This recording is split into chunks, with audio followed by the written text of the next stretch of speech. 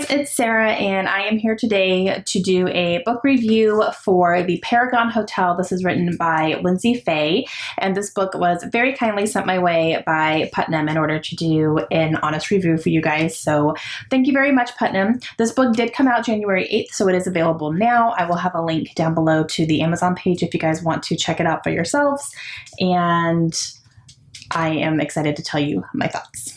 This book is set in the early 1900s, and it takes place between Harlem, New York, and Portland, Oregon. And it follows a young girl named Alice, and she grew up in Harlem, and she kind of becomes part of the mob scene, if you will, because she has a very uncanny way of making herself almost invisible, but she's there. So she's very good at things like eavesdropping and, kind of being somewhere when no one will notice that she's there, to the point where she earns the nickname Nobody. With this nickname, she also actually ends up kind of creating different personas, and she will say, this time I'm going to be this nobody, and kind of list some attributes of things that she's going to portray and pretend that she is. And that part was very interesting. One day she finds herself in a very dangerous situation where a whole bunch of fighting and kind of revenge, and she's in the middle of it, and she ends up getting shot. So she has to be on the run. She finds herself on a train heading to wherever. She doesn't care as long as she's not there anymore. And she ends up in Portland, Oregon.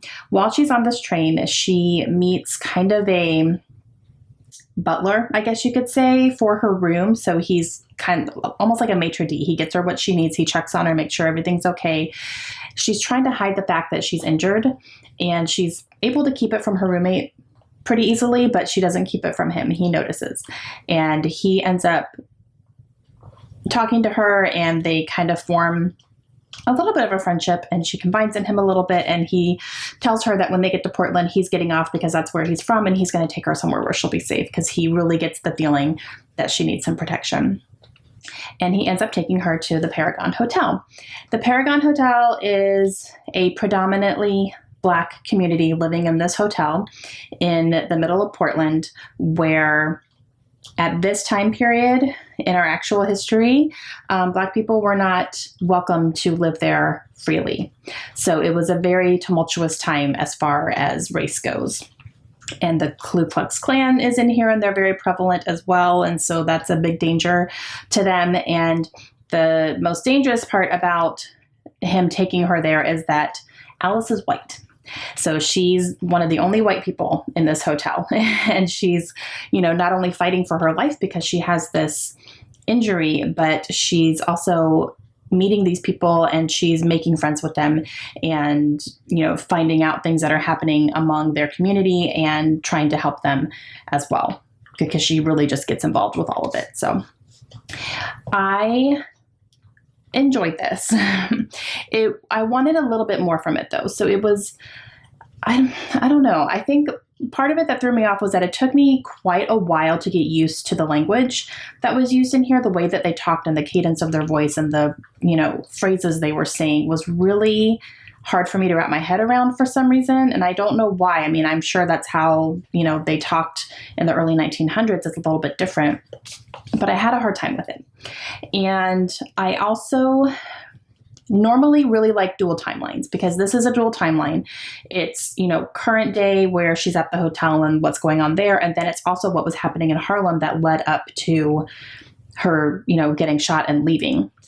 But I almost feel that the timelines were too close together, that sometimes I had a hard time being in one place or the other.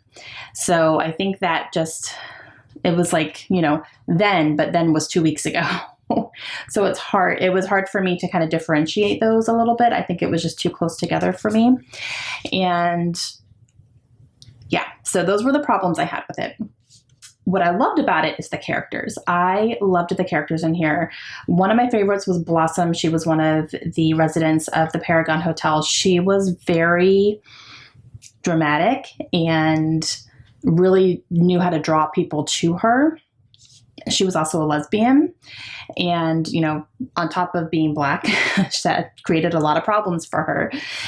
Even within her own community, people had a problem with her being a lesbian.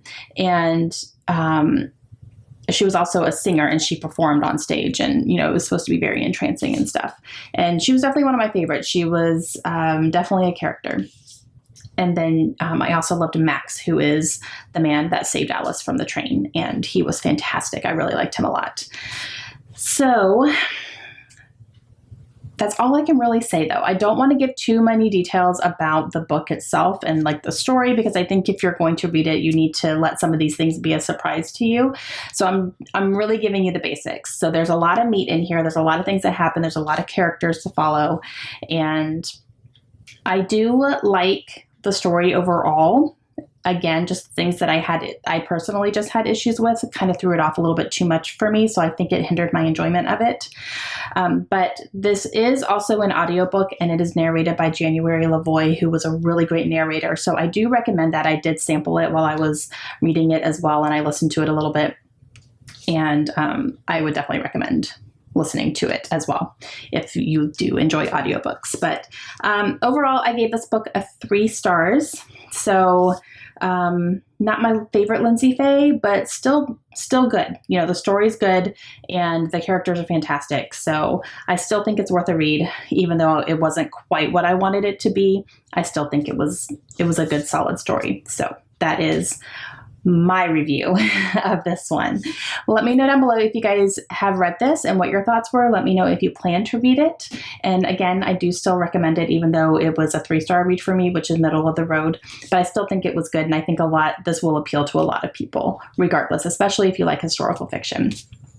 Okay, so that is going to be it for me today. If you guys want to get a copy of this book for yourselves, please make sure you click the link down below to the Amazon page and order yourself a copy. It is available now. And again, thank you to Putnam for sending this my way so that I could read it and review it for you guys. And I will talk to you guys again soon. Have a great day. Bye.